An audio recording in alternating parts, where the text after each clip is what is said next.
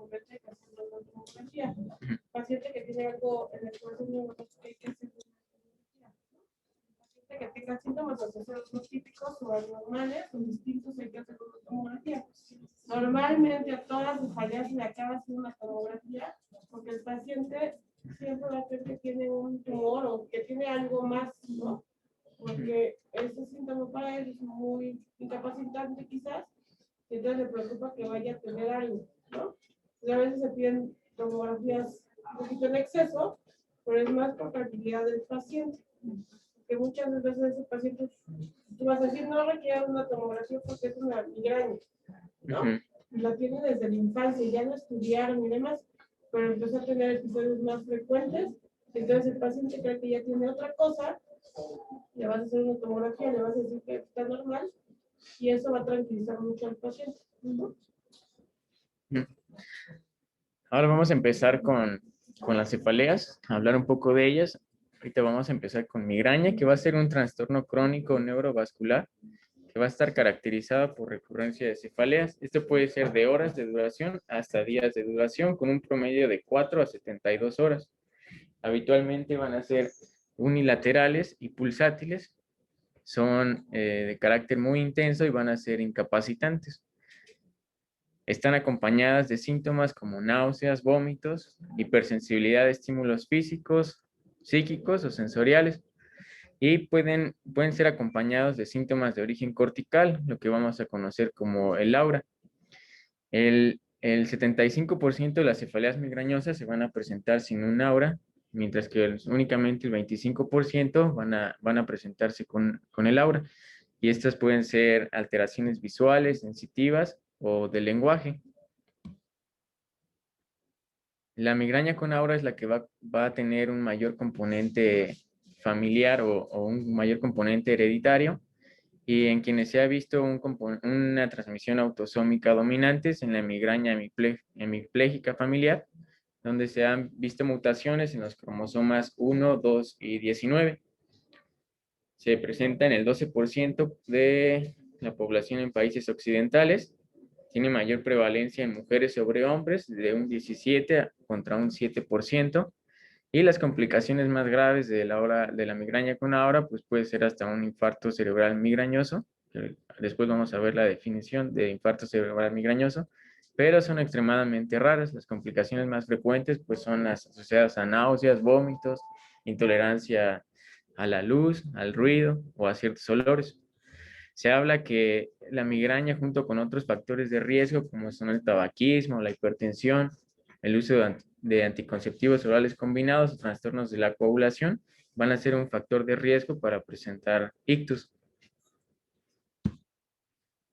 La fisiopatología a grandes rasgos de la cefalea migrañosa la podemos dividir en tres, en una fisiopatología para los pródromos, una para el aura y una para el dolor. Los pródromos van a ser síntomas que pueden presentarse desde horas o incluso hasta días antes del inicio de la cefalea.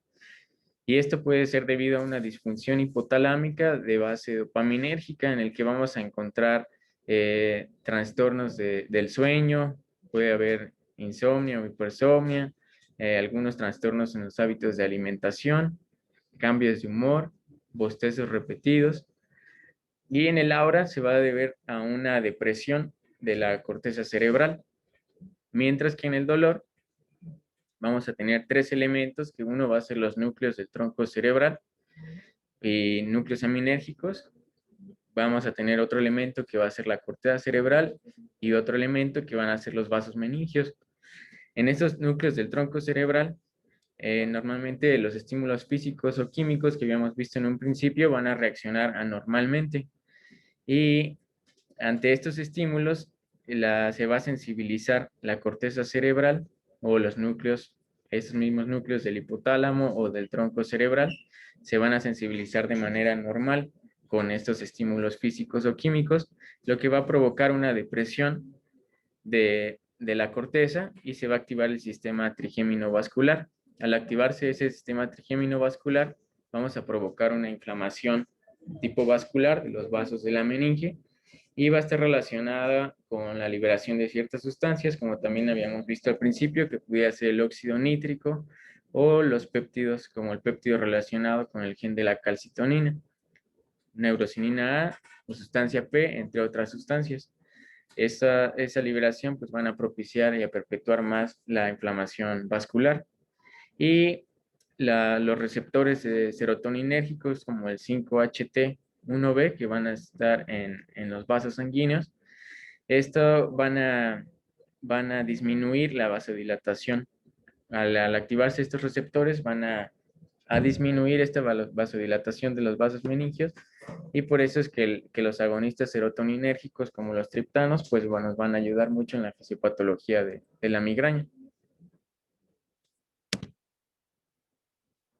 Los síntomas prodrómicos que habíamos mencionado anteriormente, pues pueden ser desde alteraciones del humor como irritabilidad o hiperactividad. Estos los podemos encontrar desde unas horas o incluso hasta días antes del inicio de la cefalea.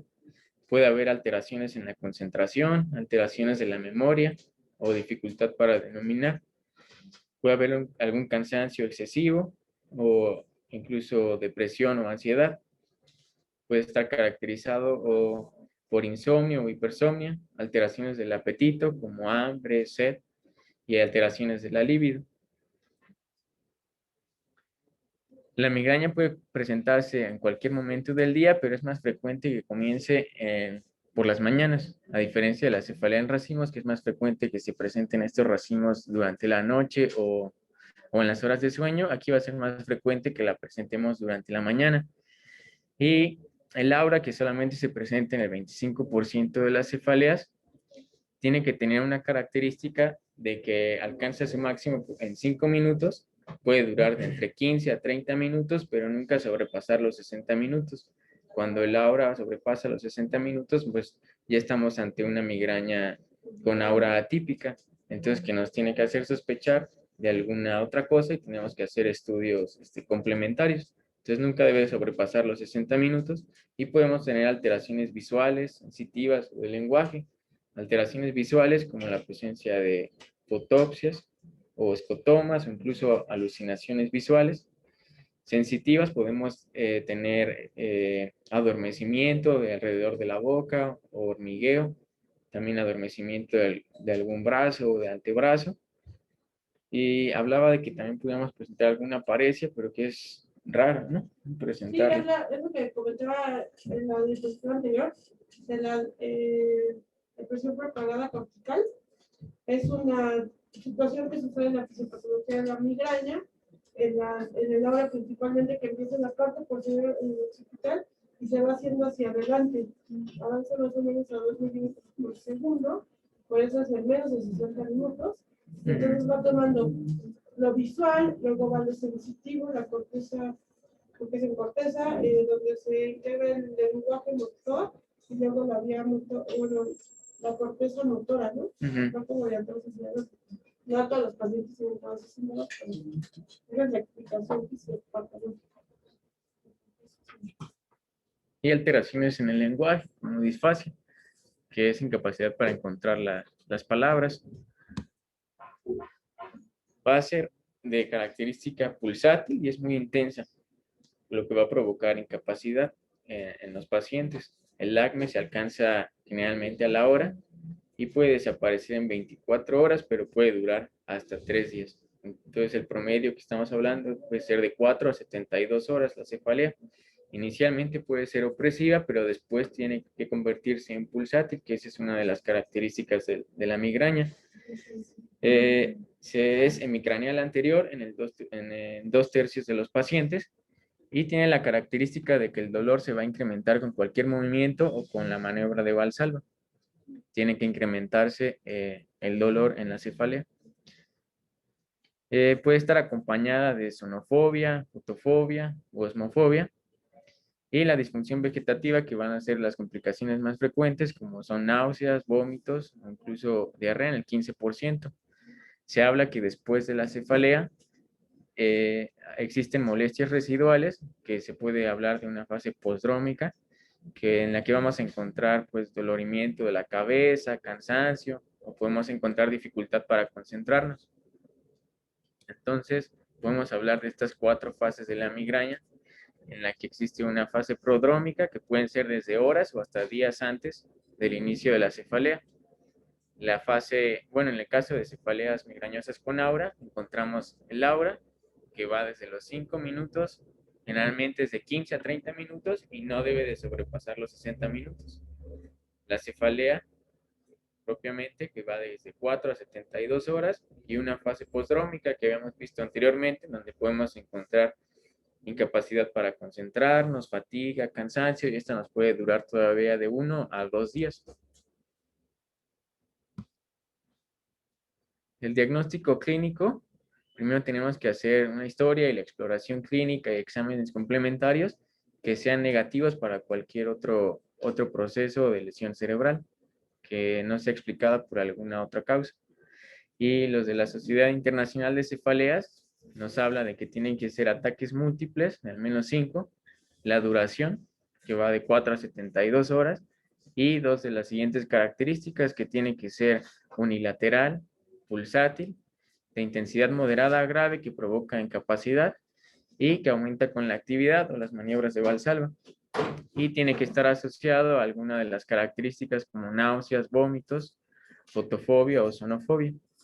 Y hablaba de que hay que hacer bien un diagnóstico diferencial con alguna crisis de isquemia cerebral focal, pero no es muy frecuente que encontremos parecias en la migraña, mientras que en una crisis de isquemia cerebral, pues sí es más frecuente que presentemos un déficit motor. Dentro del grupo de las migrañas complicadas, vamos a están presentes el estatus migrañoso, la migraña crónica, la migraña complicada con infarto cerebral y con crisis epilépticas desencadenadas por la migraña. El estado de mal migrañoso es cuando la fase dolorosa de la migraña va a durar más de 72 horas y se conoce ese como estatus migrañoso o estado de mal migrañoso. Y generalmente está asociado a náuseas y vómitos incoercibles y que van a requerir de la hospitalización del paciente. En la migraña crónica es cuando los crisis o las cefaleas se presentan casi a diario y tiene que tener la característica de más de 15 días al mes para poder considerarla como migraña crónica. Es necesario tenerla por más de 15 días al mes. El infarto migrañoso son aquellos pacientes que padecen migrañas con aura y sin otros factores de riesgo vascular, cuando el déficit de esta aura, lo que habíamos comentado, las alteraciones visuales, sensitivas o del lenguaje, se van a prolongar por más de 7 días. Y cuando hacemos algún estudio de imagen, que se vea el infarto cerebral. Y la migraña complicada con crisis epilépticas, generalmente van a ser crisis convulsivas, que generalmente encontramos una aura prolongada, y esto puede ser debido a un umbral convulsivo bajo o que existe alguna oligoemia más profunda de lo habitual cuando está la cefalea. El tratamiento lo podemos dividir en dos, en tratamiento no farmacológico y tratamiento farmacológico. En el no farmacológico, pues solamente son medidas generales, como mantener un patrón de sueño regular, el ejercicio físico, el suspender algunos hábitos como hábitos tabáquicos, llevar una dieta equilibrada. Habla de que no se deben hacer restricciones en la dieta, salvo que existan condiciones especiales de algún paciente que se ha visto que con algún alimento o algún aporte en la dieta le desencadene esa crisis migrañosa. Pero si no, en general no se deben de hacer alguna restricción en la dieta, solamente cuando esté bien catalogado de que en ese paciente le vamos a desencadenar esa precipitación de la crisis. Y el tratamiento farmacológico es sintomático y preventivo para prevenir la recurrencia y la intensidad de las crisis. Se habla de que el tratamiento preventivo está indicado cuando existen 2 migrañas por semana para evitar el uso crónico de analgésicos. El tratamiento sintomático podemos dividir los fármacos en fármacos específicos y fármacos inespecíficos. Los fármacos específicos vamos a encontrar a los triptanos o a los ergóticos, y los inespecíficos a analgésicos simples o AINES. Los de primera línea o de primera elección, en el principio, cuando es sobre todo una cefalea moderada, pues van a ser los analgésicos antiinflamatorios no esteroideos. Y dentro de estos podemos encontrar paracetamol, naproxeno y ibuprofeno, que son los más usuales. Y posteriormente, cuando con el uso de estos fármacos de primera línea no cede la cefalea, ya están recomendados o están indicados los triptanos. El primer triptano que se comercializó fue el sumatriptán y lo vamos a tener en presentación oral, subcutánea o nasal. La presentación oral va a tardar un inicio de acción desde 1 a 2 horas, mientras que las vías subcutánea o nasal, el inicio de acción va a ser más rápido, hasta 30 minutos. Y entonces a veces es preferible la vía subcutánea o nasal, sobre todo en aquellos pacientes en los que la náusea y el vómito son no controlables. Podemos usar este tipo de presentación. El selmitriptán, que también lo tenemos en presentación oral o nasal, y el rizatriptán, que tiene una vía de acción central y periférica, y que esto nos pudiera ayudar a un inicio de acción más rápido, y es una presentación de 10 miligramos por vía oral. Y lo que les comentaba de los antagonistas del péptido relacionado con el gen de la calcitonina, que van a ser los gelpanos, pero que todavía están pendientes de comercialización. Entonces, hasta ahorita todavía tenemos, cuando ya no se dio la cefalea con los analgésicos antiinflamatorios no esteroideos, pues el uso de los triptanos nada más. Y para el tratamiento preventivo de la crisis, los fármacos más comunes son los beta bloqueantes, los antagonistas de calcio y los antiepilépticos. Son los de primera línea para el tratamiento preventivo. Como ya habíamos visto, es indicación cuando existen más de 2 crisis de migraña a la semana para evitar el uso indiscriminado de analgésicos y que después se pueda convertir esta cefalea migrañosa también como una cefalea mixta, en donde también esté propiciada por el consumo de medicamentos. Tenemos que iniciar los beta bloqueantes a dosis bajas e irlos incrementando para evitar efectos adversos en el paciente. Podemos usar propanolol desde 40 a 160 miligramos al día, o nadolol de 40 a 120 miligramos al día. Y dentro de los antagonistas de calcio, la flunaricina es la más usada, de 2.5 a 5 miligramos al día. Este tratamiento preventivo lo podemos usar hasta por 6 meses. Fue lo que encontré de hasta 6 meses. Los más usados son, los más efectivos son propanolol y valproato. Valproato ya no se recomienda en mujeres jóvenes por los efectos teratogénicos. Entonces, quizás la más recomendada es el propanolol. El más usado, porque a veces las migrañas están asociadas a trastornos del ánimo, es la metotrexatina. Y son muy efectivos. Se les dan por lo menos a los pacientes al menos 6 meses. Se les comenta que lo tienen que continuar 6 meses. Quizás lo podamos ir disminuyendo después de los 6 meses, si regresa la cefalea, probablemente lo tenga que tomar mucho más tiempo. ¿Cuánto? No sabemos, ¿no? ¿Por qué? Porque la toma de AINES, como tal, que es lo que la gente normalmente toma hay uno que vende en la tele. El Bioelectro. Bioelectro, y te dicen, es que me duele mucho la cabeza. Pues, llevo 4 cajas de Bioelectro esta semana. Así, sí. ¿No? Entonces, todo lo que implica eso, pues, es bueno, entonces renales, sangre de tubo digestivo, ¿no? Como decía, algunas cosas. Y en la cefalea hay una cefalea, como dijo Héctor, que se llama la cefalea asociada al abuso de analgésicos, que es una complicación del tratamiento de las cefaleas. Y lo que hace es que en vez de mejorar, exacerba la sintomatología. El paciente tiene más eventos de cefalea. Y la verdad es que quitarles el abuso de analgésicos es bien complicado, ¿no? Porque los pacientes creen que van a mejorar y se sienten mejor por algunas horas, quizás, ¿no? A esos pacientes incluso hay que dejarles dosis altas de esteroides para ir quitando la ingesta de analgésicos, ¿no? Cuando hablamos de una ingesta alta, más de 10 dosis al mes generalmente. Cada fármaco en la clasificación tiene la especificación de cuántas dosis al mes, pero así como en general, porque depende si es para establecer, pero en general son 10 dosis al mes. Y la dosis adecuada son las las dosis que puse ahí, Ujú. ¿sabes? Ibuprofeno al menos 600 para migraña, al menos Ujú. 600, un 600. gramo de paracetamol, ¿no? Sí. Porque luego el paciente se toma 500. Esa no es una dosis adecuada y esa no se cuenta dentro de sus 10 dosis permitidas al mes. Entonces, como recomendación general, los pacientes que tengan algún tipo de cefalea, hay que decirles, no tomen más de 2 veces una dosis del analgésico que le funcione, porque cada persona le funciona uno distinto, Ujú. ¿no? ¿Para qué? Para que no lleguemos a las 10 dosis al mes, ¿no? Hacerles entender que cuando la cefalea sea muy intensa, muy discapacitante, o que requieran, o que tenga que ir a trabajar porque tiene una reunión y no le puede doler la cabeza, bueno, ahí como que use esa dosis, ¿no? Pero que no la use diario, ¿no? Eso es lo que acaba pasando. El paciente no ve mejoría y lo usa diario.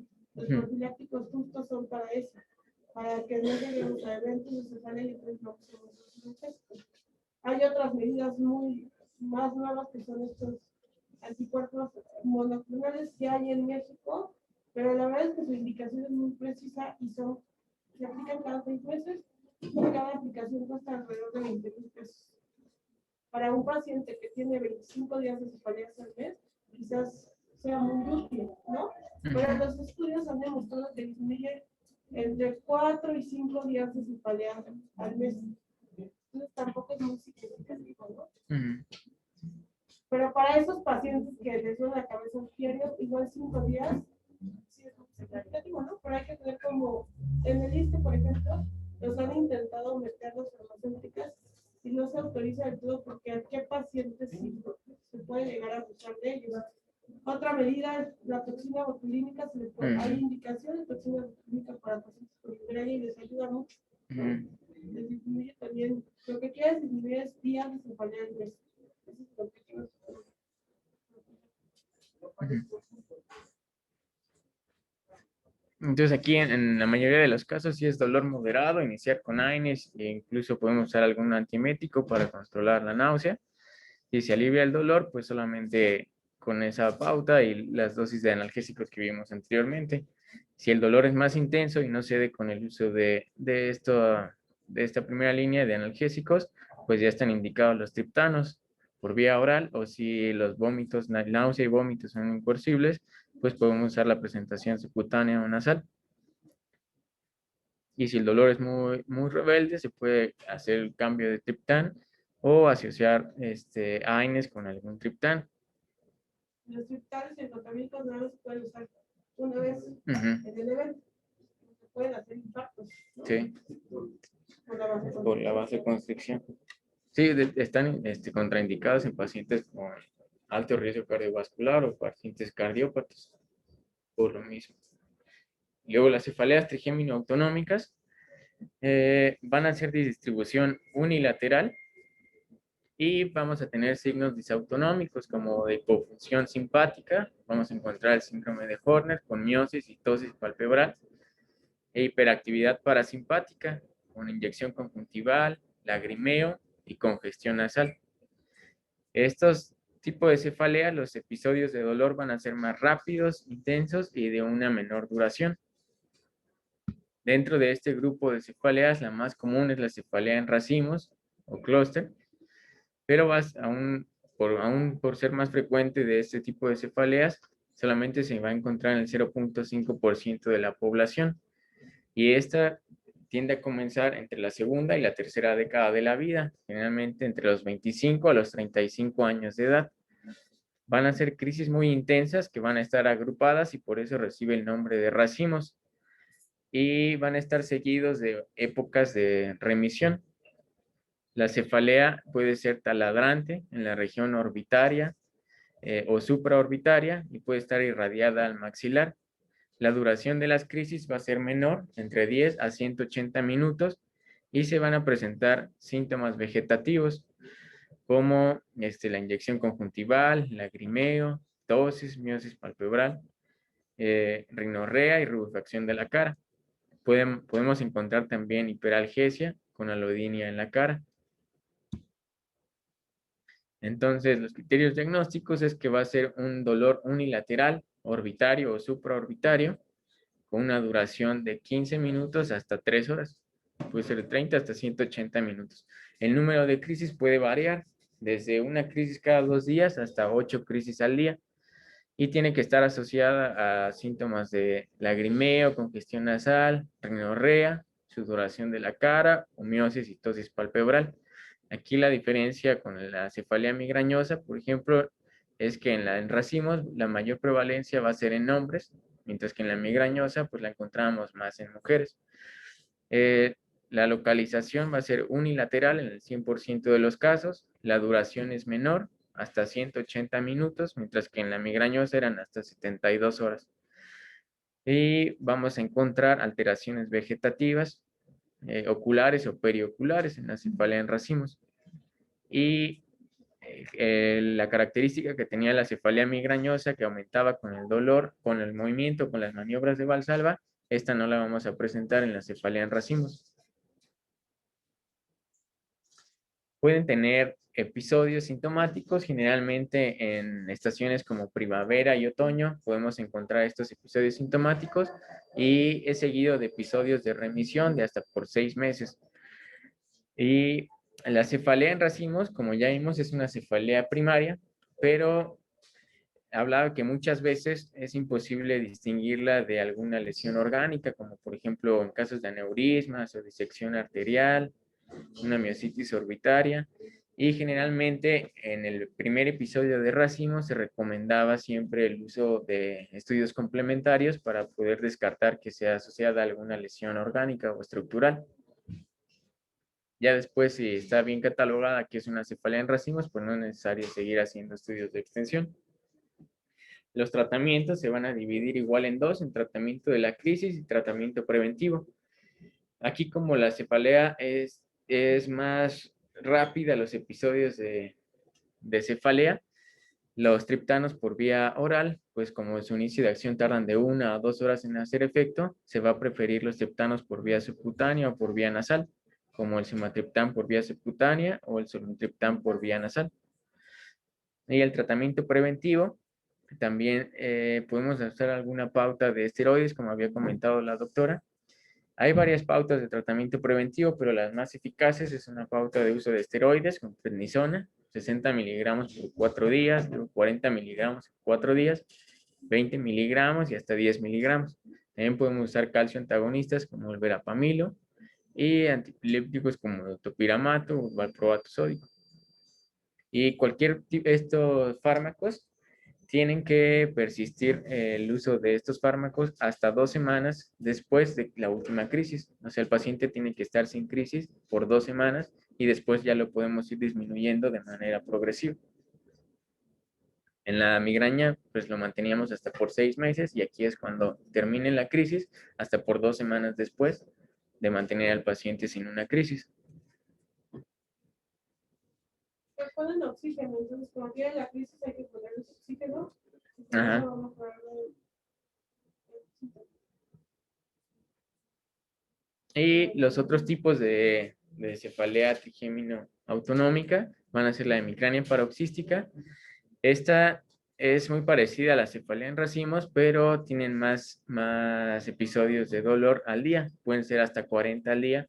Y la duración también va a ser similar, desde 3 a 30 minutos. Van a ser periodos más cortos, pero con más frecuencia más episodios de dolor al día. Y ahí el tratamiento de elección va a ser la indometacina, 25 miligramos, 3 veces al día.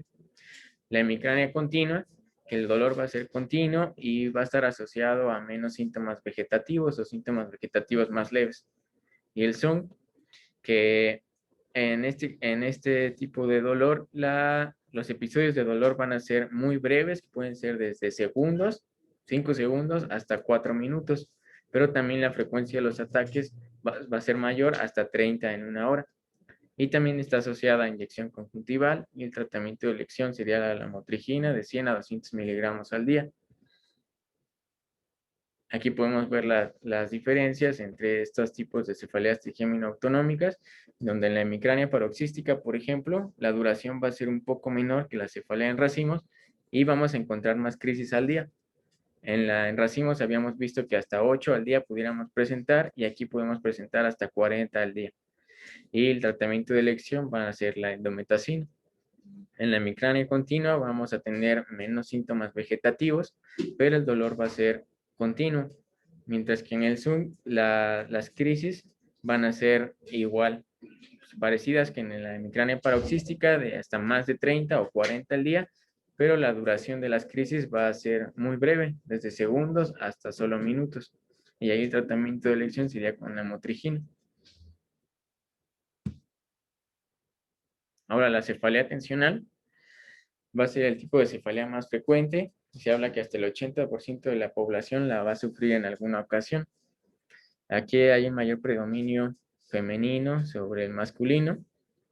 Y se habla de que muchas veces, anteriormente se trataba de explicar por algún aumento de la tensión de la musculatura a nivel occipital o cervical, pero se piensa que muchas veces esta fisiopatología pues como que se queda muy corta para poder explicar este tipo de cefalea tensional. Y actualmente se piensa que va a existir un umbral reducido en aquellos pacientes que presentan cefalea tensional, un umbral reducido para el dolor, lo que algunas personas pudieran apreciar como dolorosa, alguna contractura muscular, otras personas no la pueden apreciar así. La clínica suele comenzar a edades más tardías, entre la segunda y tercera década de la vida, es más frecuente en mujeres y tiene que instaurarse de forma insidiosa. Es de tipo opresivo, no pulsátil, y es de intensidad leve a moderada, generalmente no provoca incapacidad en el paciente. La localización puede ser frontotemporal o en el área occipito-cervical y tiene la característica de que el dolor va a empeorar al transcurrir el día. Puede estar propiciada por algunos trastornos de estrés o falta de sueño y puede mejorar con el reposo o la tranquilidad y también se dé transitoriamente con los analgésicos. El tratamiento, como era un tipo de cefalea en donde tenemos ansiedad o depresión que está comúnmente asociada a la ansiedad y depresión, también tenemos que ayudarnos de alguna ayuda psicológica o psiquiátrica, porque muchas veces se deja de un lado este tema y esto pudiera ser que no esté perpetuando la cefalea y un uso indiscriminado de analgésicos. El tratamiento de primera elección van a ser los analgésicos simples, como paracetamol, aquí sin dosis desde 500 miligramos o hasta 1 gramo, o AINES como la aspirina o naproxeno.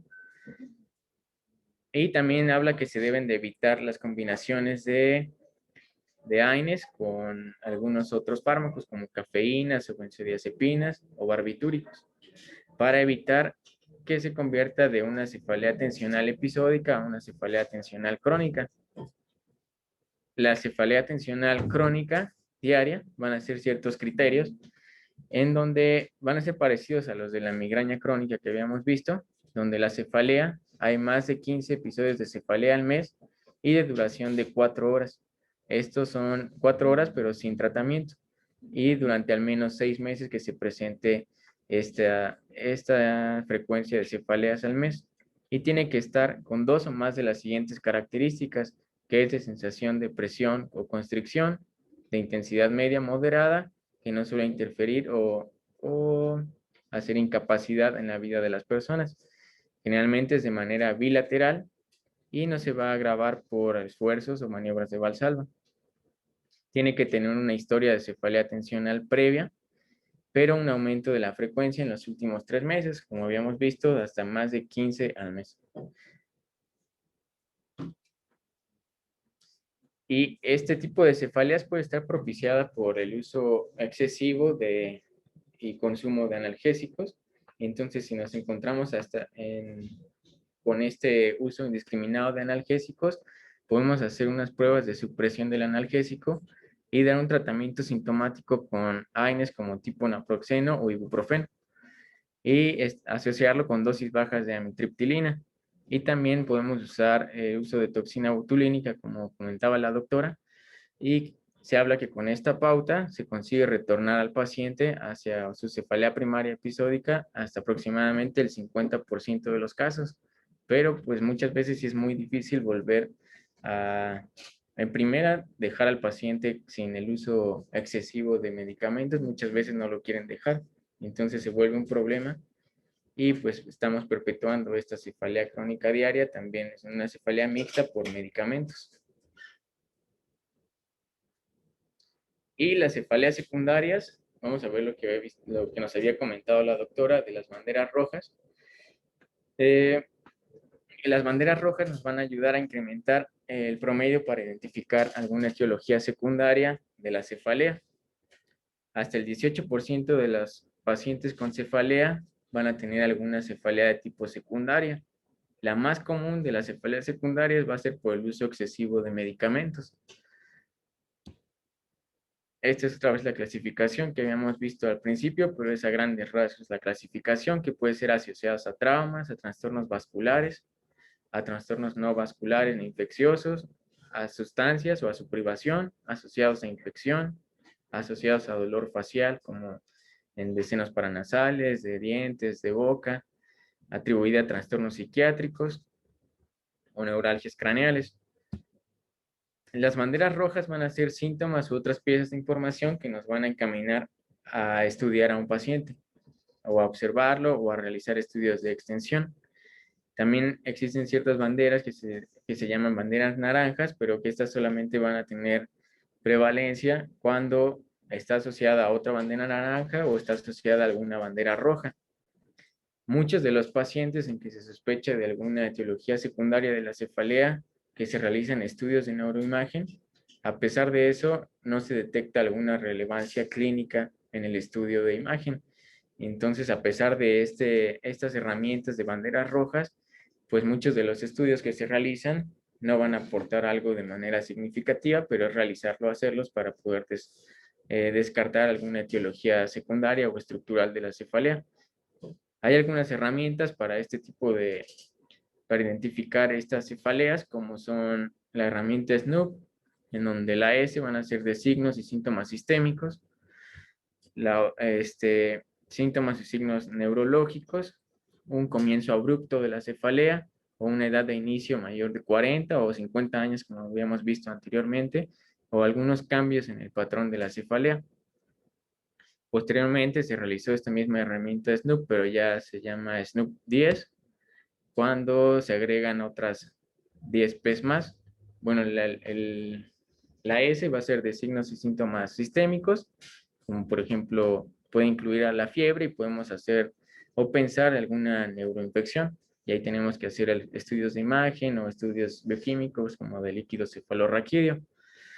Síntomas neurológicos, con déficit neurológico que pudiéramos estar asociada a alguna cefalea de tipo vascular o alguna cefalea por alguna neoplasia, o un comienzo abrupto de la cefalea que nos pudiera hacer sospechar de alguna hemorragia subaracnoidea, o edad de inicio después de los 50 años de un inicio súbito, y si es, por ejemplo, inicio súbito y se va haciendo de manera progresiva con el tiempo, pues nos pudiera hacer sospechar de alguna neoplasia, de alguna arteritis de la temporal.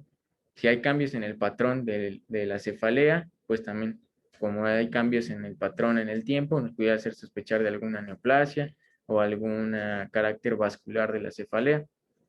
Cuando cambia alguna cefalea con la posición, nos pudiera hablar de alguna hipertensión intracraneal. Cuando se precipita por algún esfuerzo físico, nos puede hacer sospechar de alguna malformación arteriovenosa. Si encontramos a la exploración física papiledema, pues datos de hipertensión intracraneana. Si existe una presentación atípica y progresiva de la cefalea, nos puede hacer sospechar de alguna neoplasia. O en casos de embarazo y puerperio, que puede estar relacionada con desórdenes de la hipertensión, como preeclampsia o eclampsia. Si es postraumática, el inicio de la cefalea, con algún hematoma subdural o un hematoma epidural. Si está asociada a patologías inmunes, en el caso de infección por VIH, podemos pensar en alguna infección oportunista. O la más común, que es la asociada al uso indiscriminado de medicamentos. Entonces, con todas estas sintomatologías o síntomas, tenemos que hacer estudios de extensión para poder determinar si se trata de una etiología secundaria o no. Y ya sería todo.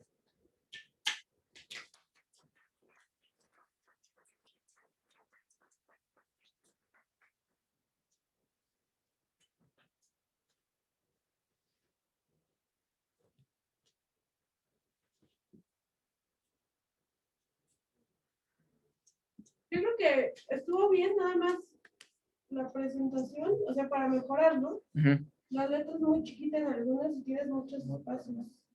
Por ejemplo, en la diapositiva 3. Ve, está chiquitito Ajá. y tienes un montón de espacio, ¿no? A veces la PowerPoint como tal nos pone esas viñetas para que escribamos ahí, pero traten de usar los espacios, quizás poner la palabra definición un poquito más arriba y ampliar el espacio del escrito, de las letras, ¿no? Ajá. Porque si aquí estamos todos más o menos cerquita, pero yo creo que Oscar probablemente, si tiene buena vista, pues sí ve, ¿no? Pero Sí. si no, pues no ve nada y entonces eso pierde un poco la atención de la gente, que es un apoyo que ayuda a que la gente esté concentrada en lo que estés hablando, Ujú. ¿no? Entonces, si no lo ves, ah, no me interesó mucho y te pierdes. Entonces, por eso hay que hacerlo como más grandes las letras. Y otras diapositivas tienen letras tan chiquitas como en las 7. Ajá. Y pues, quizás no importa, pues nomás ve migraña, los tipos de migraña, o sea, eso lo podríamos haber omitido, ¿no? Las cefaleas primarias son 3, Sí. finalmente. Luego había otra cosa que te iba a decir de la presentación en sí, pero no lo tengo. Así que es muy repetitiva. Comentas lo mismo en una diapositiva y la que sigue dice lo mismo y la que sigue dice lo mismo. Ujú. Hay que tratar como de ordenar la información para que no digas lo mismo en 3 diapositivas. Ujú. Quizás pongas en uno lo que ibas a decir de los programas, en la siguiente Laura, o sea, como que la vayas dividiendo en un tiempo y entonces eso es más fácil de entender. Y ya otra cosilla. Pues nada más, el orden también, ¿no? Si estamos hablando, porque te fuiste por migraña, que es muy frecuente, luego una muy poco frecuente y luego tensión. Ujú. Entonces quizás por orden de importancia, no es más importante que todos presten atención a la cefalea más frecuente, que es la tensional, Ujú. luego la migrañosa, y vas a ir perdiendo atención porque el cerebro se funciona, Ujú. ¿no? Todas deberán de poner atención, yo no sé, pero igual y las vasculares, pues son Son muy raras, ¿no? ¿no? Ujú. Sí. Son muy raras, o sea, Sí. es uno de cada 1000 personas más o menos, Ujú. que Sí. tienen cefalea. Ajá. Entonces, no, quizás nomás como hablar muy rápido. Breve. Porque no es probable, ¿verdad? Es más probable que tengan que identificar una epidemia o una tensión. Ujú. ¿No? Sí, doctora.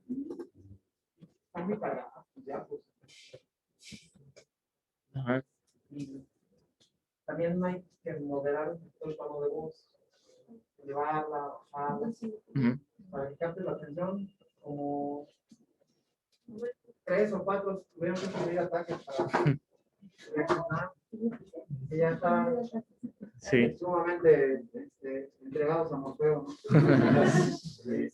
Y bueno, hay varias cosas que influyen para eso, ¿no? Ajá. Calor, pero si el que está hablando no modera la voz, no, de repente no Ujú. hace énfasis en lo más relevante, etcétera. Si no tienen esos cambios de información, es todavía más difícil seguir.